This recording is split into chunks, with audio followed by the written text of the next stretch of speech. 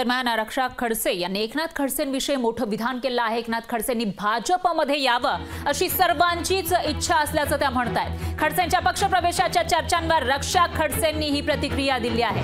खडसेंच्या पक्षप्रवेशाचा निर्णय वरिष्ठ पातळीवर होईल असंही त्या म्हणतायत। एकनाथ खडसे हे भाजपमध्ये प्रवेश करणार असल्याची चर्चा सुरू असतानाच एकनाथ खडसेंनी भाजपमध्ये यावं ही सर्वांची इच्छा असल्याचं मत खासदार रक्षा खडसेंनी व्यक्त केलं आहे। गेल्या काही दिवसांमध्ये अनेक मोठे नेते भाजपमध्ये प्रवेश करतायत। एकनाथ खडसे यांचा पक्षप्रवेश हा वरिष्ठ पातळीचा निर्णय असला तरी त्यावर एकनाथ खडसे यांच्या मनामध्ये नेमकं काय हे सगळं घडल्यानंतरच आपल्या समोर येणार असल्याचंही खासदार रक्षा खडसे म्हणाल्या। आपण मागच्या काळामध्ये बघितलं असेल की बरेचसे नेते आता मोठे इतर पक्षाचे सुद्धा नेते आता भारतीय जनता पार्टीमध्ये येऊ लागलेला आहे। आदरणीय नाथाभाऊंबद्दल मी एवढं सांगू नाही शकत कारण शेवटी तो वर्षा पातळीचा विषय आहे आणि म्हणजे पक्ष आता काय निर्णय घेतो आणि त्याच्यानंतर नाथाभाऊचं त्याच्यावर काय मत आहे हे तर सगळं घडल्यानंतरच आपल्या सगळ्यांना कळेल।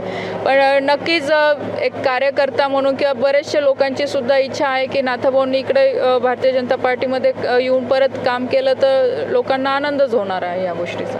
भाजपमध्ये यावं अशी अनेक कार्यकर्त्यांनी मला विनंती केलेली आहे। रक्षातेने स्वाभाविकता ते भारतीय जनता पार्टीत असल्यामुळे मी भारतीय जनता पार्टी यावं अशी अपेक्षा व्यक्त केली आहे।